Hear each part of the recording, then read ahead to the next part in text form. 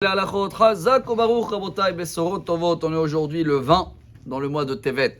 C'est vrai qu'on est dans une grande journée où on a vu que c'est la Iloula de Rabbi Moshe ben Maimon, le Rambam, Rabbi Yaakov Abu Hatzera. Mais aussi la paracha, elle porte le nom Shemot, c'est les prénoms. Et si on veut essayer de comprendre comment des personnes comme ça grandes, ils arrivent à avoir un prénom que jusqu'à aujourd'hui, dès que tu parles du Rambam, Rabbi Yaakov Abu Hatzera, Moshe Rabbeinu ou Aaron dans la paracha, tout le monde, ils veulent apprendre de quelque chose et dire waouh. Mais il y en a beaucoup qui disent bon, jamais je vais arriver à ce niveau-là. Voilà l'histoire qui s'est passée il n'y a pas longtemps, il y a 10 ans, avec le Hadmor de Vizhnitz. Il s'appelle Rabbi Israël Hager. Vizhnitz, c'est une chassidoute d'origine il y a 200 ans d'une ville en Pologne. Et lui raconte qu'une fois il reçoit un coup de fil de quelqu'un fidèle de la communauté qui vient inviter le Hadmor pour le mariage de son dernier garçon. Avec plaisir, il a honoré pour faire la choupa. Il a fini la choupa, les brachot. Le Hadmor, comme c'est quelqu'un de très occupé, il s'est excusé qu'il ne peut pas rester encore.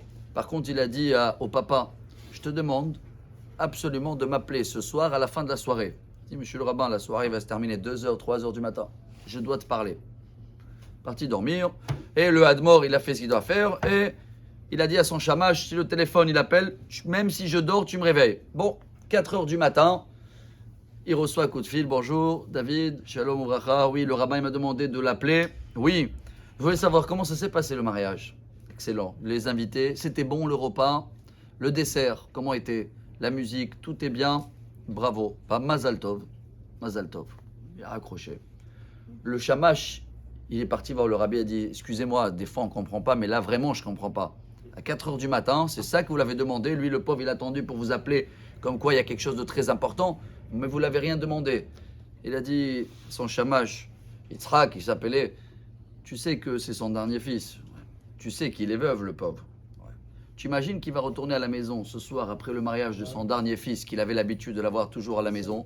Il va se retrouver devant des murs vides. Il va se souvenir de sa femme qui est plus là, que lui qui va rester seul. Qui tu crois qui peut l'aider à un petit peu le montrer comme quoi on est là? Alors il a dit au rabbin, quoi, à tel point on doit penser sur ces petits détails? Il a dit, mais qu'est-ce que tu crois que Moshe Rabbeinu, il aurait devenu Moshe s'il n'aurait pas vu le petit veau qu'il avait soif et qu'il a porté sur ses épaules? Tu crois que le Rambam, il n'est pas devenu le Rambam s'il aurait vu tous les malades juifs, non juifs, il s'occupait d'eux? Tu crois que Rabbi Yaakov Abu Hatzera, avec tout ce qu'il a fait pour les juifs de Maroc, pour les amener ici, des petits détails, chers amis, des petites attentions, même des choses qu'on va nous croire bizarres. Pourquoi tu donnes attention à ça? C'est ces petits détails qui font des grandes personnalités, des grands noms. Voilà pourquoi le nom de Moshe, c'est un nom même pas juif. Hein. Qui c'est qui a nommé Moshe?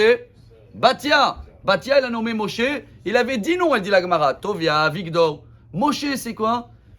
Elle a sorti de l'eau. Mais c'est machin, on l'a sorti de l'eau. Pourquoi il va nous sortir de l'eau? Moshe, il a continué avec ce prénom toute sa vie, il faisait ça. Il y a un problème où je peux aider quelqu'un, le temps de la main pour qu'il sorte, pour montrer un peu plus d'attention. J'espère qu'on va comprendre ce message pour aujourd'hui et qu'on va voir, si Dieu veut, que des bonnes nouvelles.